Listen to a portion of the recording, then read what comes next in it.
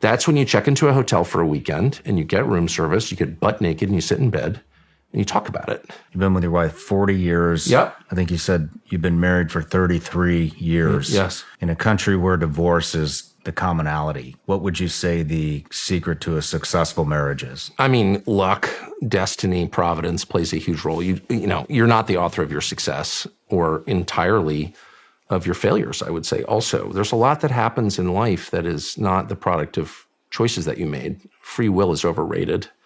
I'm becoming more Calvinist by the day. Just watch it. You know, does the 5-year-old get leukemia because she did something wrong? Like, no. A lot of things, you spent a lot of your life in war. People you know who died, did they deserve? You know what I mean? It's like things happen that are not, for good and bad, that are not sort of up to you.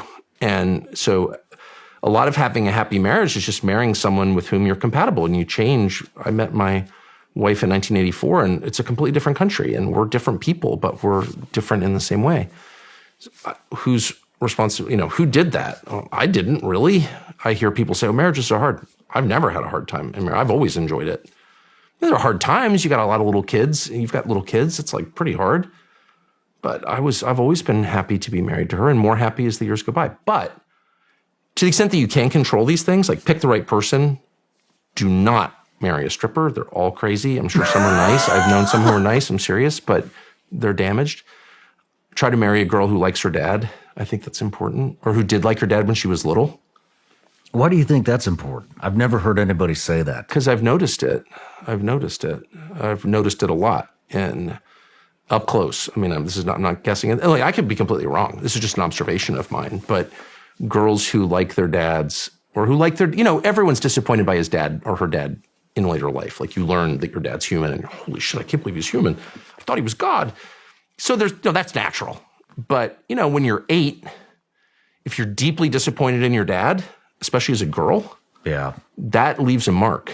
And I've known women who had terrible relationships with their fathers who are wonderful people and well-balanced people, but it's harder for sure.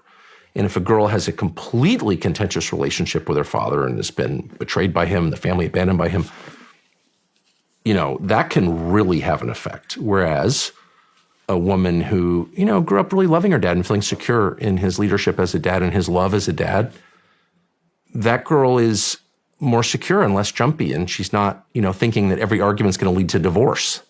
The thing about damage in childhood is it's hard to sort of let go of those patterns. And products of divorce, like me, for example, it takes a while to realize that, like, you know, you have a disagreement, that's okay. It's not the end of the world. You're not going to like get divorced, you know. So I think that's important. Second, like, just resolve not to get divorced. I do think that's important. I'm not a particularly virtuous person at all, actually, but I did, when I got married, I had lived through a divorce as a child. I was like, I'm not doing that.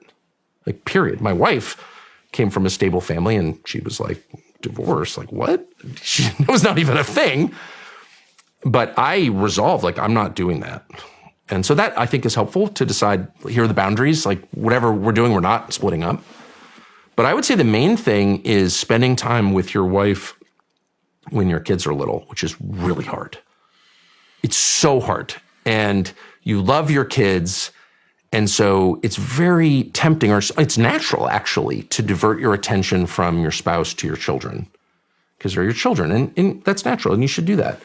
But it's also very easy, indeed, it's the natural course to ignore your spouse in favor of your children, because children are instantly affirming. Your spouse is complicated. You can be with a woman for, as I have, 40 years and still only get like 65% comprehension of what she's saying, because she's a woman, so you can't really understand. You know what I mean? I do. Which is, of course, the beauty of it. That's why it's interesting and fresh and like a challenge and cool, and you learn a lot. And if she was just like you would learn nothing. It's just narcissism. It's masturbation. But because she's so different from you, it's like, what? It forces you out of yourself to figure it out. But the temptation for men is to be like, okay, I have a choice of hanging out with my 5-year-old. It's like, Dad, you're so great. And my wife, who's like kind of pissed at me for reasons I don't really understand, she's just crazy. So I'm going to just go out for the kids, because that's like the sugar high. That's like, plus they're my kids. Yeah. So I can justify it. If you keep doing that, you will destroy your marriage. And it's so vital for men to force themselves to work through the crazy. Your wife is not, well, she's kind of crazy, of course, but she's not deeply crazy, actually. She's probably wise. And to force yourself to get over that hump, which is the first 10 minutes, you're like, I can't, what the are you saying? Leave me alone, you're crazy. To get past that and realize, no, actually, she's trying to tell me something that's really important, and be humble enough to hear it and assess it rationally. And that's a process. It's painful at first. And I have found the two practical techniques that work are long walks, because you're not facing each other. So if there's a dispute, you don't have to look into each other's eyes. It's too intense. It's like big cats can't stare at each other without eating each other. I've never had a problem in my marriage that I couldn't walk off. And then the higher level of that is the day-long in bed summit meeting for like big issues. So if you have like not a minor, but like a long-standing issue, a family problem, for example, like what do we do about that? That's very complicated. I don't know what to do. And I think we kind of disagree, and I'm pissed at you about it. Then it sort of simmers. That's when you check into a hotel for a weekend and you get room service, you get butt naked and you sit in bed and you talk about it. Indirectly, in the way you do on a sensitive subject. You don't dive right in, but you get comfortable and you stay there until it's solved.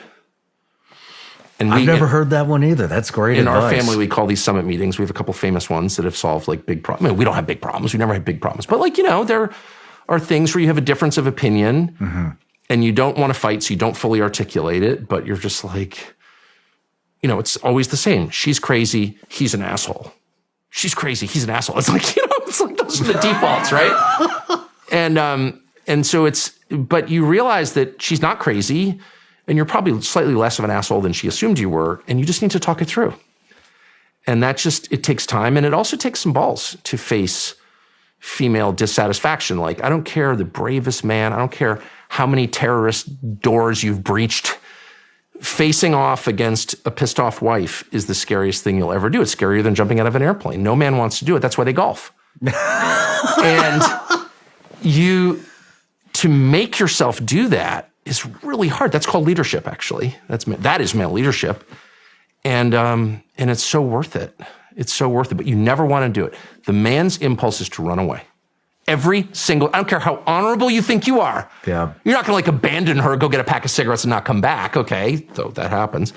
But you're going to abandon her in subtle, easy to justify ways, mostly by hanging with your kids. Why would you want to deal with her? You know what I mean? She's mad at you. And the last thing I'll say is, if you want to have happy children, have a happy marriage. That is the most important thing you can do for your children. If it's a choice between going to Dylan's soccer game and taking your wife to dinner, take your wife to dinner.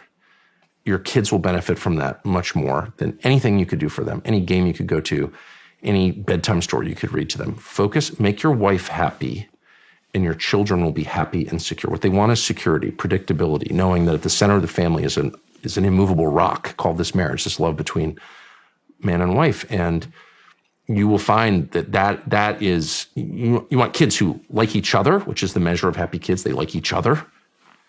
And you want kids who are like calm and reasonable and happy and not addicted to drugs, have a happy marriage.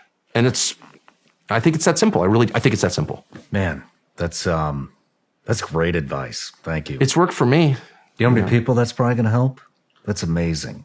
Well, it's pretty simple, but don't run away. They all want to run away. I felt that so many times. I can't deal with this. I'm out of here. I've got important things to do. I love the marry a girl that loves her dad.